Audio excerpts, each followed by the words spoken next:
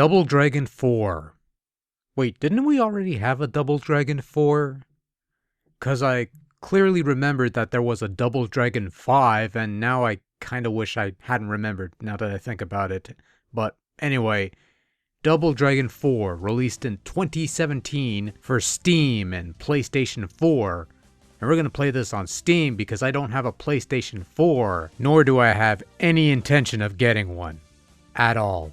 Bit of a disclaimer before we begin. This review is being done almost a day or so after release, so it's possible there might be an update or two down the line that addresses some points I'm going to be making here, so keep that in mind when watching this. Also, the footage on screen is from the first playthrough of Double Dragon 4 that I've done, and it's not great, but much like Mighty Number 9, it's better than nothing and serves its purpose of giving you picture just fine, so just thought I'd get that out of the way. Anyways, Double Dragon 4 takes place right after Double Dragon 2 The Revenge, and okay, question here. Is this a new thing where you release a third game that takes place right after the second game, and then many years later you bring in a brand new game that fits in between the two games, but you're calling it a 4 because...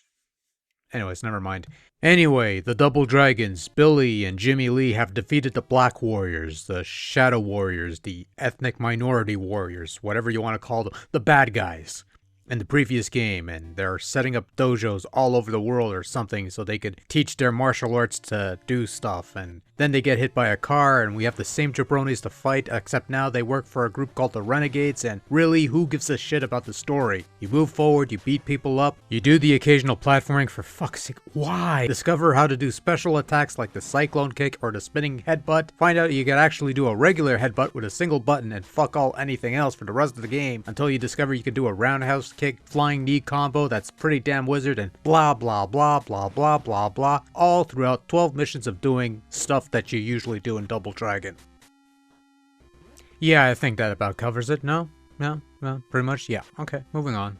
So if you've played Double Dragon or Double Dragon 2 on the NES, then you've pretty much got a fundamental grasp of how Double Dragon 4 works, as it takes heavy inspiration from those two games more than anything. So each mission has at least a couple segments to it where it's a combination of side-scrolling beat-em-up and really awkward platforming. Control is fairly traditional fare. You have a punch button, a kick button, a jump button, thank fuck for that, and a couple other extra buttons that allows quick access to a headbutt, back elbow, or a roundhouse kick. You have a number of classic special attacks like the Cyclone Kick, the Flying Knee, and the Super Uppercut that can be performed in certain situations, and there's also additional moves like the Spinning Headbutt thing that looks really odd but works well enough, I suppose.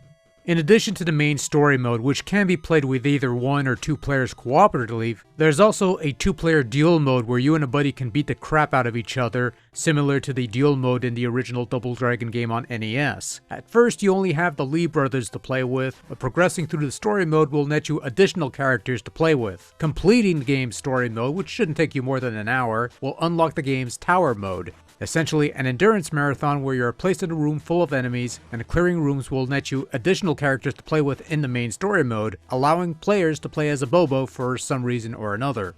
Double Dragon 4 plays like an ancient video game. It is slow, it is methodical, it is a bit stiff at times, it's not always the most refined blunt instrument, and it's pretty much what you expect from a Double Dragon game of this particular ilk. Aside from the widescreen, the numerous enemies, and the additional colors for some regards, this plays like a remixed version of an old 8-bit Double Dragon, and if that's not your jam, then you're not going to get much out of Double Dragon 4. However, fans of the NES titles will find plenty to satisfy their desires for another adventure of the Lee brothers. Fans of the arcade games? Maybe, maybe not. The story mode might seem a bit on the easy side of things at first, partly due to the somewhat short length of the missions as well as the relative ease of pulling off any special attacks, but things ramp up rather quickly towards the end of the game, and the tower mode should provide some level of challenge should you make it there. The only real trouble spots in Double Dragon 4 will be from the instances where a whole bunch of enemies will surround you and gangbang you with seemingly no means of escape unless you get a lucky knee out. Also, there's the terrible platforming that the game forces you to endure, and yes, I know the old games had platforming way back when, and they sucked there too, but the additional jump button makes things a little more bearable, but not by much. Really, Control for the most part works fairly well. It's responsive, it's straightforward, and the ability to assign shortcut buttons for certain moves definitely makes life a little easier for some folks. But if you want to do it the old-fashioned way, there's a screen in the game that tells you how to pull off extra moves and stuff, and in the case of the Steam version at least, there's a PDF of instructions on how to play the game, which is always nice. Now, if it isn't already obvious on screen, the visual style of Double Dragon 4 aims for a more retro-ish 8-bit visual style to make the game somewhat reminiscent of the older Double Dragon games as they appeared on the Nintendo Entertainment System. What they ended up with was old Double Dragon sprites with some new pixel-style backdrops that look a little more colorful than what you would get on the NES. This kind of mix carries a risk of looking a bit off and kill the atmosphere, but for the most part, the blend is almost seamless. There were instances playing the game where it felt like a remixed Double Dragon game in the NES style, and then there are instances like the Cityscape which looks almost low-level fan game-ish in quality. They added a couple extra characters in there, and some look fitting with the style of the other sprites, while others look like poorly done sprite edits. The cutscenes are fine, they're simple, the mug shots are alright, they get the flimsy story rolling as best as they could, so there's that. Sound-wise, it's okay. The game has two soundtracks that you could play with. A normal soundtrack, which is a bunch of tunes with actual instruments more or less, and a retro soundtrack, which is the same soundtrack but done in an 8-bit chiptune style sort of thing, similar to what you would get on the NES, which fits the game a little more.